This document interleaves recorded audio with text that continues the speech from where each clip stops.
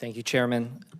Thank you, Congresswoman, for coming on out and talking to us. In your opening statement, your written testimony, you talked about putting American workers first as the priority here, and I appreciate that. I think a lot of us agree with that.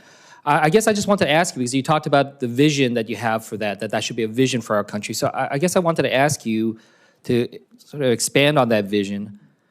Is $7.25 an hour, is that enough to live on in America in the year 2025? Thank you, Senator, for the question. I know Ranking Member Sanders asked the same question. I recognize that it hasn't been changed, the minimum wage. I guess I'm just asking you, do you think that's enough for a worker to live on? I'm just trying to get a sense of your vision for what the standard of life for an American worker is. Yeah, well, I mean, again, for every state, for every community, again, I mentioned Oregon. What happens in Portland doesn't happen in Grants Pass. It certainly doesn't happen over in Eastern Oregon. I understand that about Oregon, but I guess I would ask you, what is $7.25 an hour? That is what in an annual term? Do you know off the top of your head? Oh. It's not a math question. Yeah. So I'm just trying to get a sense of it. So it's about $15,000 a year. Yeah. So I guess I just want to ask you, do you think that there is a state in this country where someone can live comfortably on their own for $15,000 a year?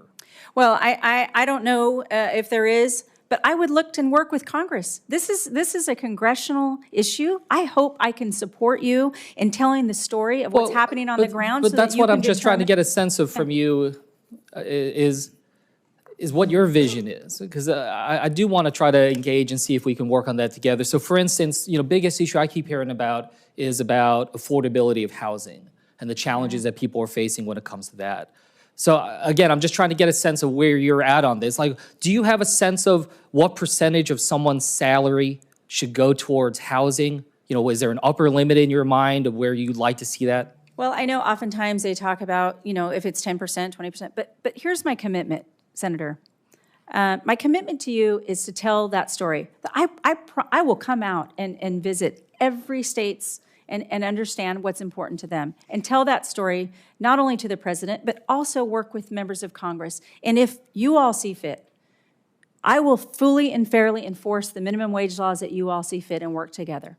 I know, again, it needs to be a conversation between us here. It's important. It's not just on us. You're going to be somebody who's supposed to be fighting for the American worker. Is 50% of someone's salary too high in terms of what goes towards housing? Well, again, depending on what the salary is, people can determine that. I mean, if I had to take a guess, you're wanting me to say yes or no. It's hard to guess on what people want to spend on their housing, but I do want to help the American worker. I want them to make enough money. I want them to give them the opportunities, and I want to work with Congress on this issue because it is important. This is a sensitive issue. We hear about it all the time. You know that, and I know that. As I said, the top issue. And I'll say that, when it comes to the lowest median rents that we see in this country right now, it's around $850, $900 a month, which is at around $10,000 a month. Yeah.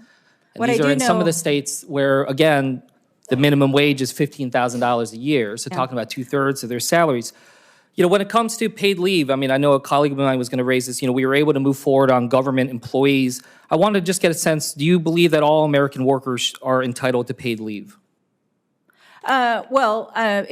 Again, we don't have a federal paid leave. Should we?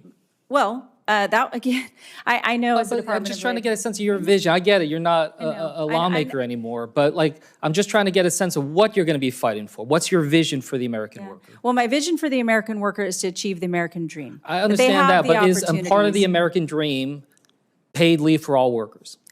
Well, again, I cannot commit to you today that I would say 100% paid leave across the board is something that should be taken up by the federal government. Independent of states, state of Oregon, again, they choose to do that respective of their states. I want people to have the opportunities to keep more of their hard-earned dollars. I know the president, again, is in line with the America First agenda to have those freedoms, to keep those hard-earned dollars that they earn, and we want to make the most prosperous opportunities available for them to earn the most based on what they are skilled to do, and offer them the development and the skills that they can to earn that opportunity. I want this more than anything. Yeah, and look, I want it too, and that's why, if confirmed, I want to work with you on this. Absolutely. But I'll just tell you, when I talk to workers back in New Jersey, they say it feels like death from a thousand cuts right now.